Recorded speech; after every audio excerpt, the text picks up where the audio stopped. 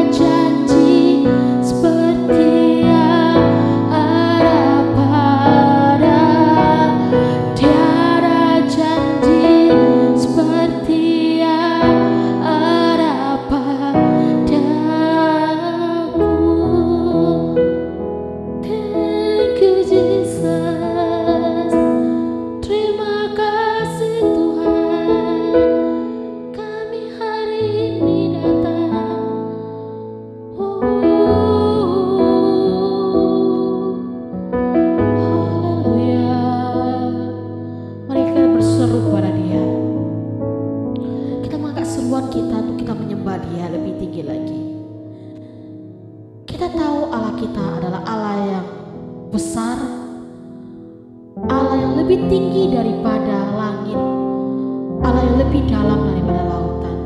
Kasih-Nya, rahmat-Nya menjangkau semuanya.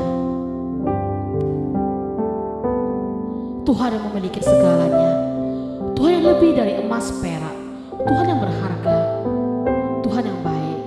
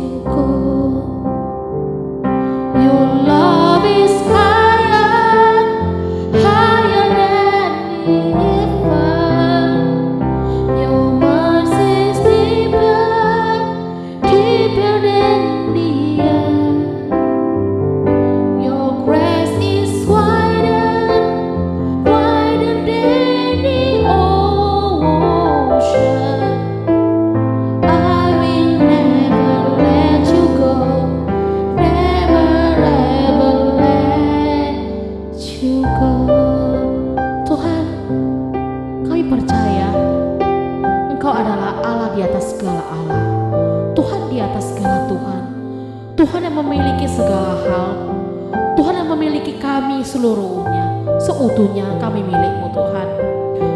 Kasih-Mu melebihi langit, cinta-Mu melebihi lautan. Seluruh hidup kami itu adalah milik Engkau Bapa. Maka dari itu Tuhan, kami mau Engkau membentuk kami sesuai dengan rencana-Mu. Biarlah tangan-Mu sendiri yang boleh membelai kami, tangan-Mu sendiri yang boleh mengangkat kami ketika kami terjatuh Bapa. Terima kasih Bapa.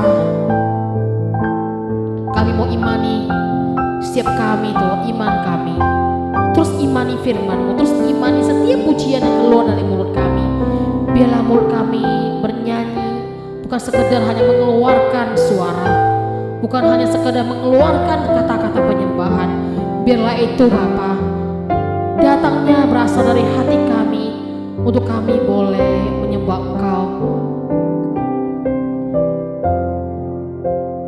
Ajar kami Bapa, terima kasih Tuhan, menjadi terang dan garam bagi teman-teman di sekitar kami Tuhan. Lord, you more than anything.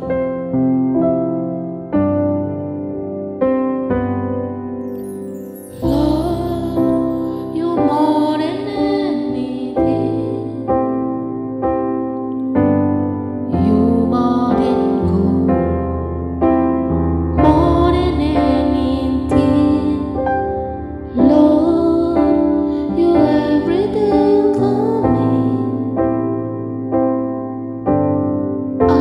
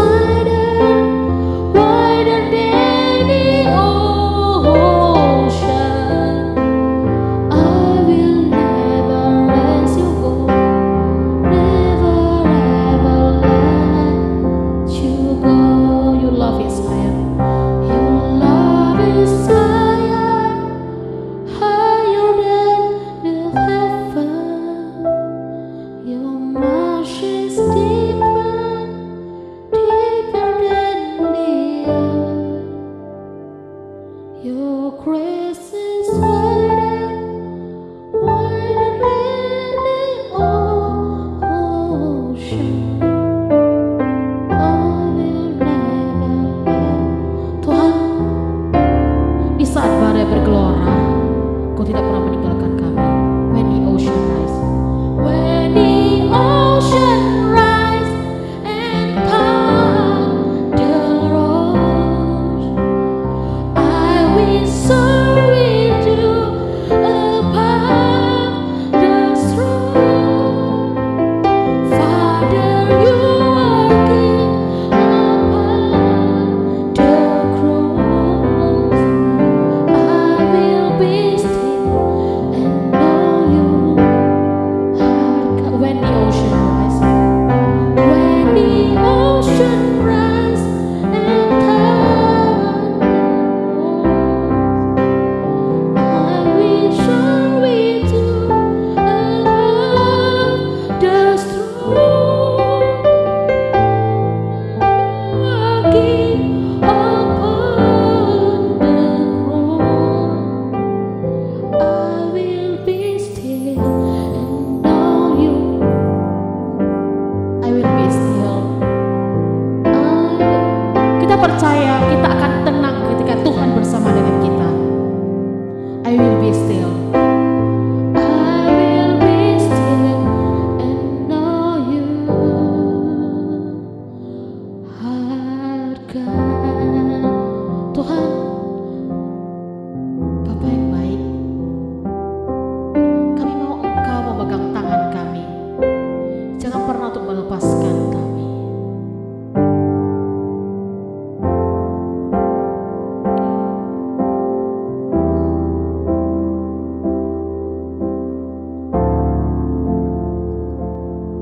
Ku hidup karena anugerah-Mu.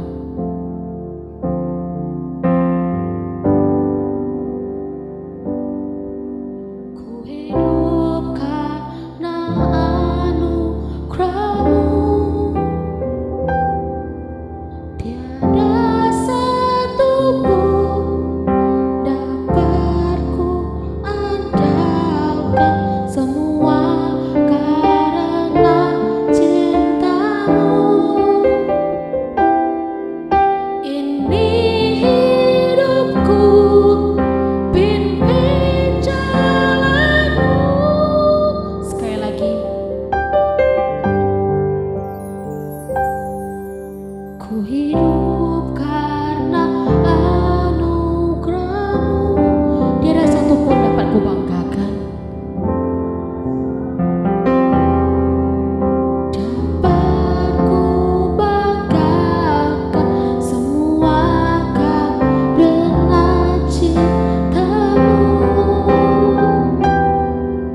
Ini hidupku, pimpin jalan-Mu.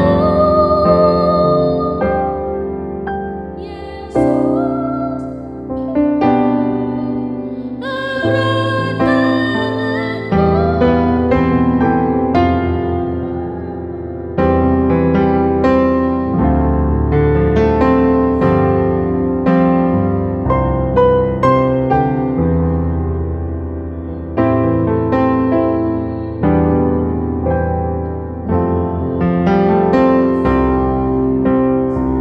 kita akan bunyiin sekali lagi.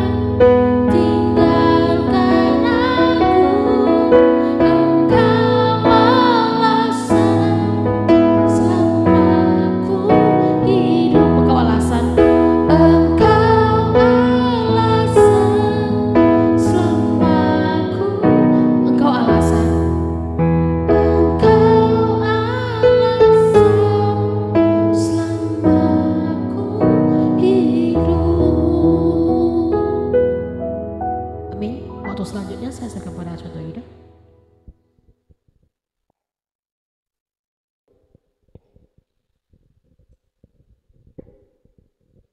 Mari kita berdoa.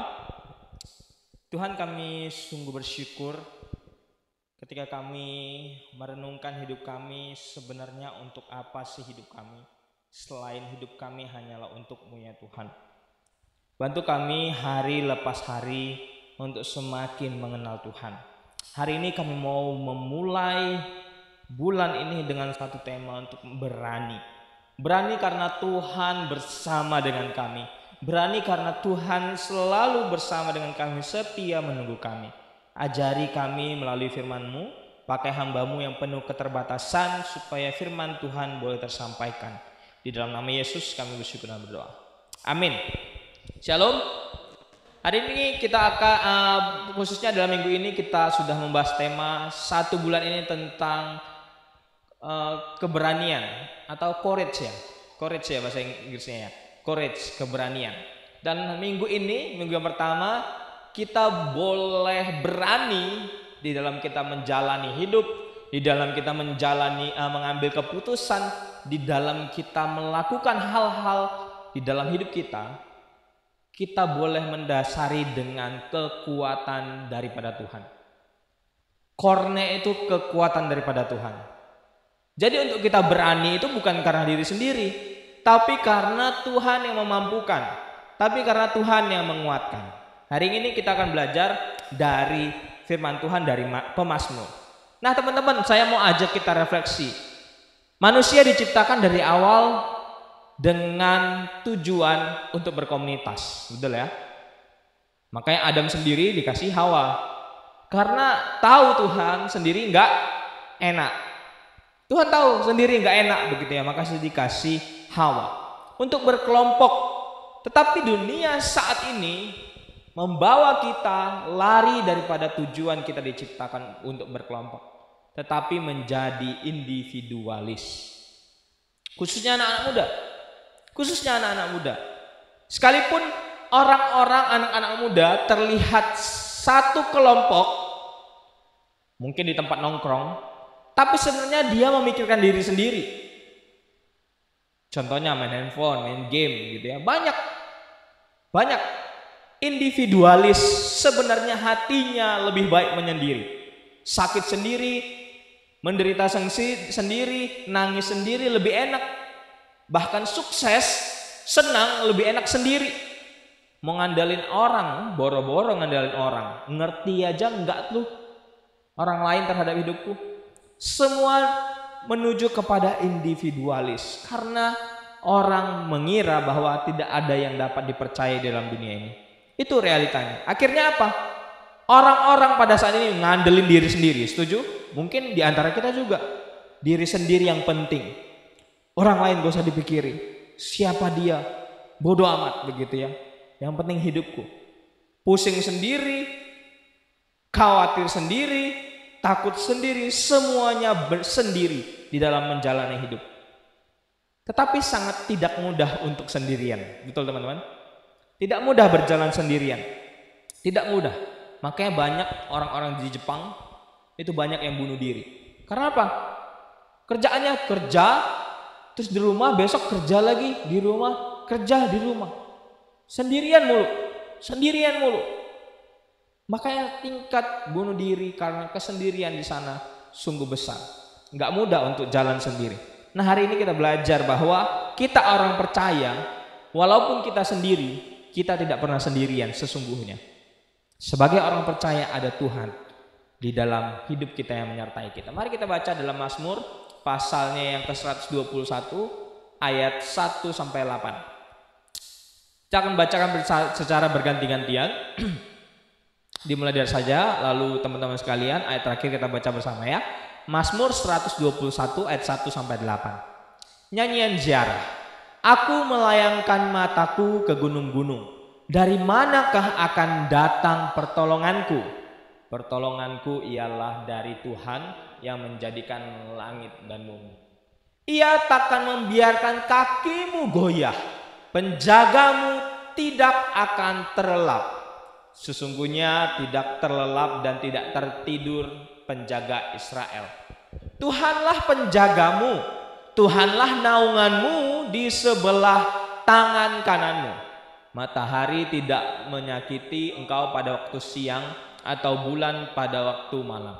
Tuhan akan menjaga engkau terhadap segala kecelakaan. Amin. Ia akan menjaga nyawamu. Bersama-sama, Tuhan akan menjaga keluar masukmu dari sekarang sampai selama-lamanya. Nah teman-teman, Mazmur yang kita baca ini, kalau kita lihat kitab Mazmur begitu ya, di dalam isinya itu macam-macam. Mazmur sukacita, dan kita hari ini yang kita baca itu Mazmur ziarah. Tentang di mana bangsa Israel itu ya, bangsa Israel sedang sedih, di dalam kesedihan begitu ya. Dan mengajarkan yang khususnya pasal 121 mengajarkan supaya apa? Di dalam mereka, di dalam konteksnya ya, perjalanan menuju ke bait suci di Yerusalem, Tuhan ingin mereka, puisi ini ingin mereka supaya mereka mengerti bahwa di dalam perjalanan kalian pun yang susah, Tuhan ada di situ. Di dalam ketakutan kalian pun Tuhan menjaga kalian. Khususnya di dalam keberdosaan. Pada waktu itu Kristus belum hadir ke dunia. Mereka harus membayar dengan korban ketika mereka berdosa. Mereka takut ketika mereka tidak bisa membayar, mereka tidak akan sampai kepada kemuliaan. Tetapi firman Tuhan mengingatkan kepada mereka, Tuhan adalah penjagamu, Tuhan adalah kekuatanmu. Dan keluar masukmu dari sekarang sampai selama-lamanya Tuhan jaga. Nah teman-teman, ilustrasi yang paling tepat untuk menggambarkan Mazmur 121 ini adalah mendaki gunung. Ada yang suka mendaki gunung? Kayaknya dari body-body kita nggak ada yang suka ya. Kayak dari body-body kita nggak ada yang suka gitu ya. Naik tangga lantai 3 aja itu udah ngos-ngosan gitu ya, apalagi sampai si Bayak sana gitu ya. Ya, tapi yang paling menggambarkan Mazmur 121 ini adalah tentang aktivitas mendaki gunung. Di Indonesia itu ngetren karena di Indonesia banyak sekali gunung. Dan itu biasa perusahaan-perusahaan mendidik orang-orang agar dapat bekerja sama dalam tim, itu disuruh daki gunung. Kalau di luar negeri gitu ya, kalau di luar negeri. Dan karena tidak mungkin seseorang bisa sendirian mendaki. Sangat berbahaya. Mungkin ada teman-teman searching di Google. Tapi ketika teman-teman searching, seorang diri pergi ke gunung mendaki gitu ya. Pasti yang keluarnya ketemu setan lah, ketemu inilah, longsor sendirilah. Kecelakaan terus yang dihadapi. Tapi yang penting, mendaki gunung biasanya dalam tim, 3 orang atau lebih begitu ya teman-teman. Atau ada yang berani mendaki sendiri? Nggak ada lah ya, gelap kayak takut gitu ya, apalagi di belakang tuh gelap takut begitu ya. Nah bayangkan teman-teman, ada tim yang memutuskan melakukan pendakian ke sebuah gunung. Gunungnya itu terjal, berbahaya seperti yang ada di gambar. Berbahaya, terjal, setapak-setapak sempit, tebing curam. Kalau hujan licin begitu ya. Kalau jatuh sakit begitu ya. Saat pendaki tersebut naik ke atas gunung yang tinggi, mungkin kalau kita dianggap sebagai pendaki gunung, kita ada di gunung seperti ini, mungkin ketika di bawah kita berkata, gimana aku bisa naik? Apalagi amatiran kayak kita ya. Gitu, yuk pergi ke sini. Terus gunungnya seperti ini. Anggaplah nggak ada orang-orang di situ. Gimana aku bisa naik? Gunungnya ini udah sempit jalannya, udah nggak ada jalannya, harus daki satu-satu begitu ya. Kayak mountain climbing itu dah, yang satu-satu tapak begitu ya. Gimana aku bisa mendaki gunung? Gimana aku bisa naik ke atasnya? Mungkin dalam perenungan kita dalam hati kalau kita menjadi pendaki, gimana aku bisa naik ke gunung ini? Gimana aku bisa melewatinya? Nah mungkin seperti itulah gambaran pemazmur di dalam mereka memasuki hari-hari di dalam diri mereka, di dalam hidup mereka. Di dalam keberdosaan mereka, mereka takut ketika mereka mempersembahkan korban itu tidak diterima. Gimana, dari mana aku bisa mendapat pertolongan selain daripadamu Tuhan? Di mana aku bisa mendapatkan kekekalan? Di mana aku bisa mendapatkan pertolongan? Mungkin situasi para pendaki sama seperti situasi kita saat ini. Gimana aku bisa lolos dari hidupku yang besok ya? Uang gak ada, kerja serabutan, interview juga susah masuk begitu ya. Ekonomi tabungan selalu makin habis. Kerja juga karir kayaknya gak bisa diukur lah karirnya ke depan begitu ya. Orang tua juga sakit-sakitan, diri kita juga sakit-sakitan. Mungkin seperti itu situasi kita, seperti pendaki gunung itu, seperti pemazmur. Gimana aku bisa lewat? Dari mana datang pertolonganku? Kata pemazmur. Tetapi jangan lupa, pemazmur Alkitab mengajarkan kita, ketika kita dalam situasi seperti itu, sama seperti pendaki gunung, yang mungkin gak nampak jalan, yang mungkin gak tahu jalannya kemana, sama seperti pemazmur, gak tahu dia itu bisa dibebaskan gak daripada dosa-dosanya. Mungkin sama seperti kita, gimana ke depannya. Tetapi kita belajar dari firman Tuhan. Yang pertama, bagi kita hal yang kita harus lakukan adalah akuilah bahwa ada Tuhan. Di saat kita terjebak di dalam satu tembok, satu gunung yang besar begitu ya, akui bahwa ada Tuhan. Karena Tuhan adalah sumber kekuatan kita dan bentuk kita beriman sama Tuhan. Gak adalah cara lain untuk kita mengandalkan Tuhan, kita berkata percaya Tuhan, selain kita beriman sama Dia, selain kita mengakui bahwa Tuhan itu ada. Jadi langkah pertama dimulai sama seperti pemazmur ayatnya yang kedua begitu ya. Dari manakah datang pertolonganku? Pemazmur langsung berkata, pertolonganku ialah dari Tuhan. Bukan hanya sampai di situ. Tuhan yang mana? Pada saat itu banyak pada bangsa Israel, banyak ilah-ilah lain. Pertolonganku ialah dari Tuhan, yang menjadikan langit dan bumi. Cuman satu. Dan Tuhan di situ Yahweh begitu ya, Allah pencipta alam, langit dan bumi. Bukan ilah-ilah lain yang dianggap orang-orang pada saat itu disembah. Tetapi kepada Tuhan, dan pertolonganku kepada Tuhan, kata pemazmur. Itulah yang menjadi dasar kita berani. Akui Tuhan bahwa Tuhan bersama-sama dengan kita. Akui Tuhan bahwa Dia selalu ada di samping kita. Kemarin teman-teman, ya kita tahu ya teman kita ya terjebak di dalam situasi yang sangat berbahaya begitu ya.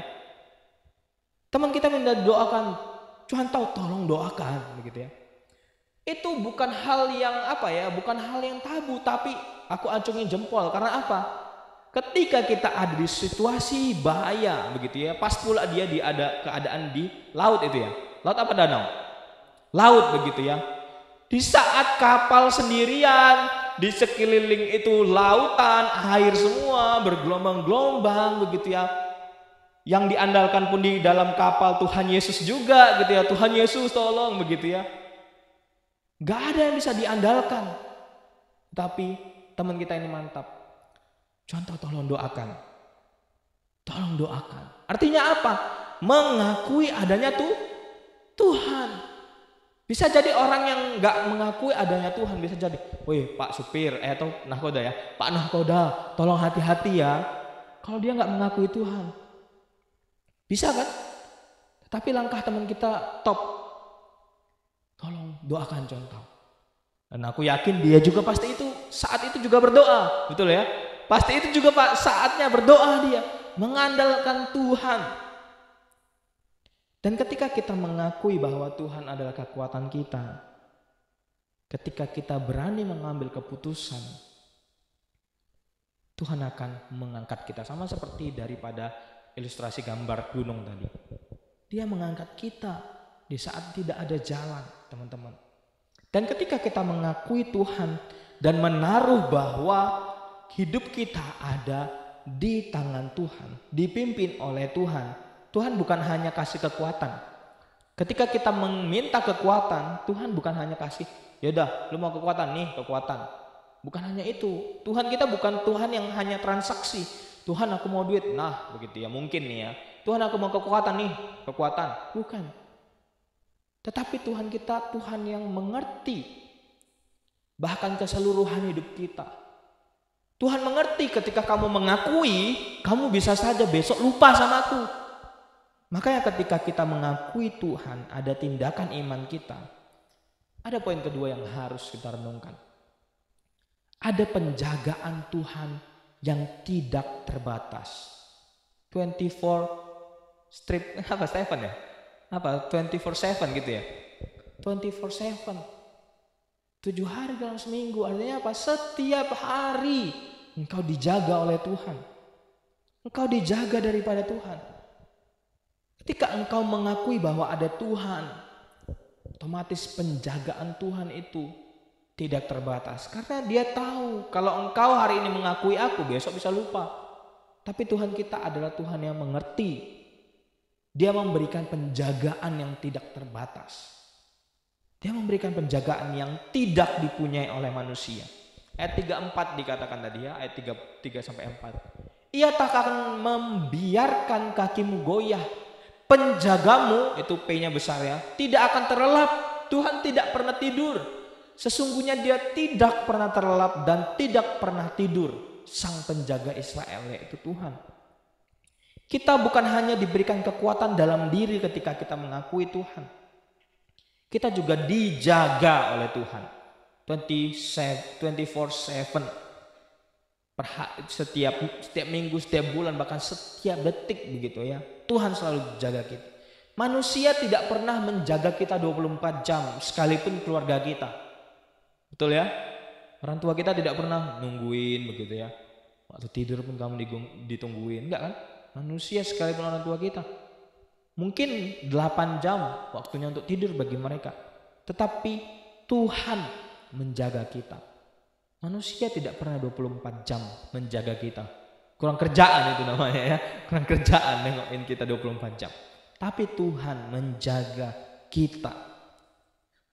Tuhan berjanji seburuk sesulit apapun yang kamu alami, aku menjagamu Israel, kata Tuhan.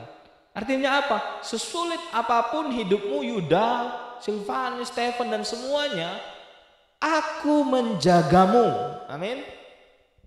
Sama seperti di situasi kemarin. Seburuk, semenakutkan apapun situasimu di saat kau di tengah lautan begitu ya. Ketika engkau mengakui, mengandalkan Tuhan, firman Tuhan, aku menjagamu. Kakimu tidak akan goyah.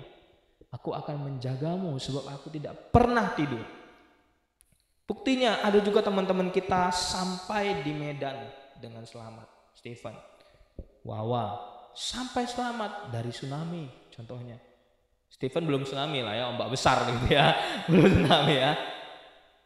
Tuhan menjagamu bro-bro sekalian begitu ya. Kalau kita kilas balik dalam hidup kita renungkan di dalam diri kita begitu ya. Mungkin di antara kita pasti pernah mengalami hampir namanya lewat begitu ya. Karena ekonomi, karena mau dibuang, karena apa dan lain sebagainya, karena kecelakaan dan lain sebagainya. Coba kita renungkan kilas balik. Luar biasa penjagaan hidup Tuhan kan? Penjaga hidup kita yaitu Tuhan kan? Tsunami dahsyat kalau kita lihat ya di Aceh. Teman kita ada orang Aceh ya. Bisa kawan ini selamat. Kalau bukan karena Tuhan, karena siapa lagi? Coba bro, lu lari dari tsunami. Enggak kan? Itu karena penjagaan Tuhan. Beberapa tahun lalu corona. Ketika aku pulang dari Bandung, baru 3 kasus, gitu pulang ke Bandung dikatakan mematikan kena itu. Sampai jutaan kena kasus COVID, kita nggak kena begitu ya. Mungkin teman-teman ada yang kena. Kalau bukan penjagaan Tuhan, Siapa lagi? Tuhan menjaga. Amin. Tuhan menjaga sekalipun engkau tidak meminta. Ketika engkau mengakui bahwa adanya Tuhan, otomatis Tuhan menjaga. Dan yang terakhir, jika kita mengandalkan Allah, ada pengharapan di dalam Tuhan. Ada pengharapan di dalam Tuhan. Ayat 7-8 berkata, Tuhan akan melindungi kamu dari segala kejahatan. Dia akan menjaga nyawamu. Tuhan akan menjaga pergimu dan kembalimu. Dan sampai selama-lamanya. Kekuatan Allah adalah jaminan pengharapan kita. Bahwa kita tidak pernah sendiri di dalam hidup ini. Kita memiliki pengharapan yang kokoh bahwa Allah akan melindungi kita. Itulah pengharapan kita. Dalam kekuatan Tuhan kita menemukan ketenangan. Kita menemukan pengharapan. Dan tema kita mempunyai keberanian.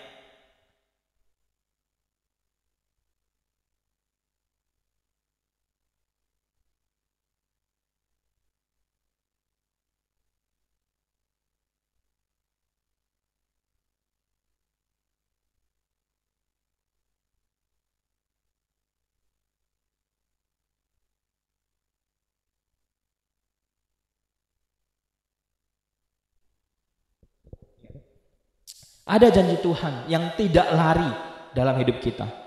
Sehingga apapun yang kita lakukan dalam hidup ini, kita berani melangkah. Itulah yang disebut keberanian.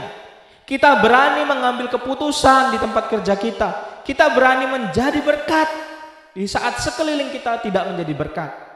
Kita berani berkata benar dan disertai hidup yang benar di saat sekeliling kita tidak benar. Kita berani terkhususnya memberitakan Injil. Teman-teman, sangat disayangkan kalau kita yang sudah menerima kabar baik, yang namanya kabar baik tidak di-share-kan. Sangat sangat pelit gitu ya, celit kata orang Medan ya. Kalau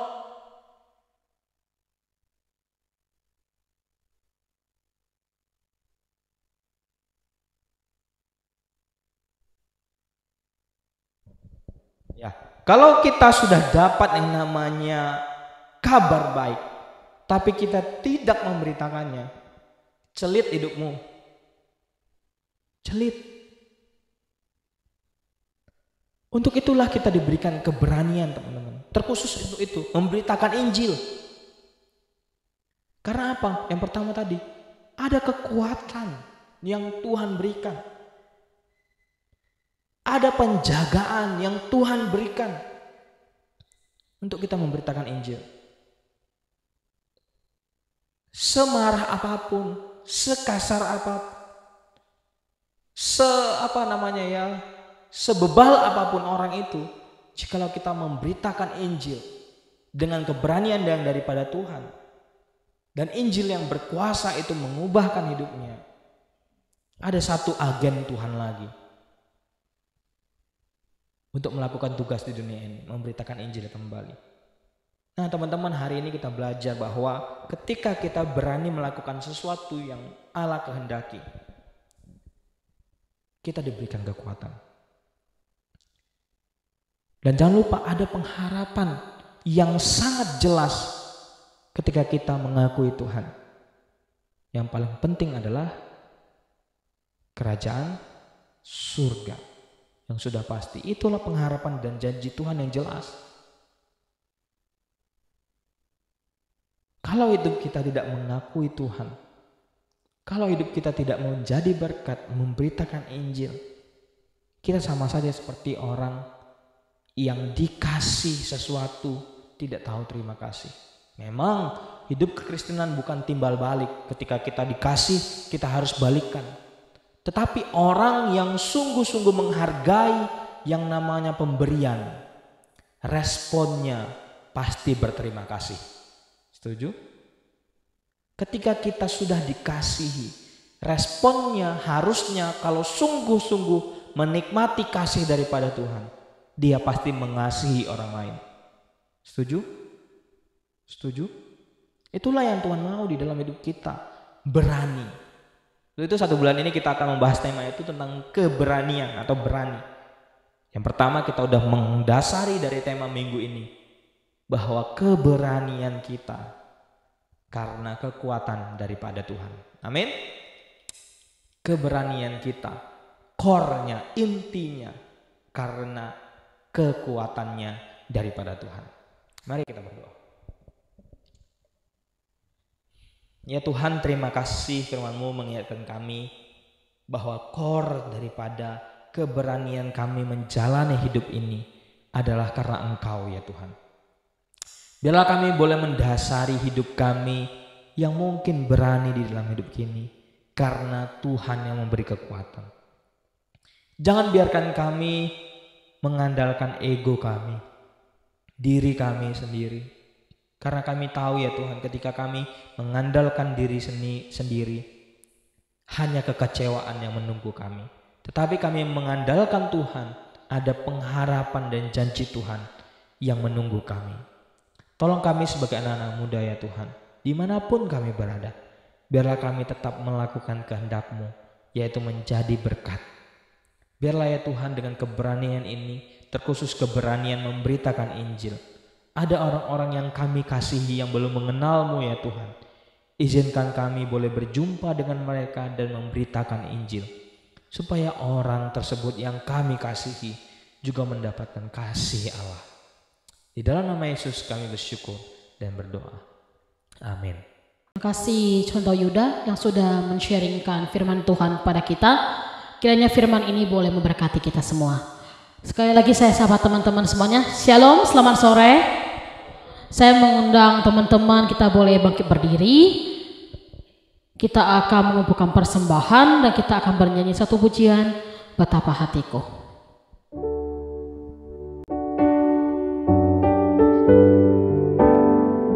Kita akan memberikan yang terbaik buat Tuhan, sebagaimana Tuhan memberikan kita yang terbaik juga.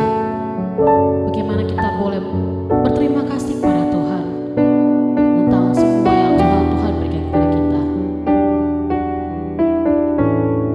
Biar lagu ini menjadi lagu ucapan syukur kita kepada Dia. Betapa hatiku berterima kasih Yesus, Kau mengasihiku, Kau memilikiku. Hanya ini Tuhan persembahanku segenap hidup.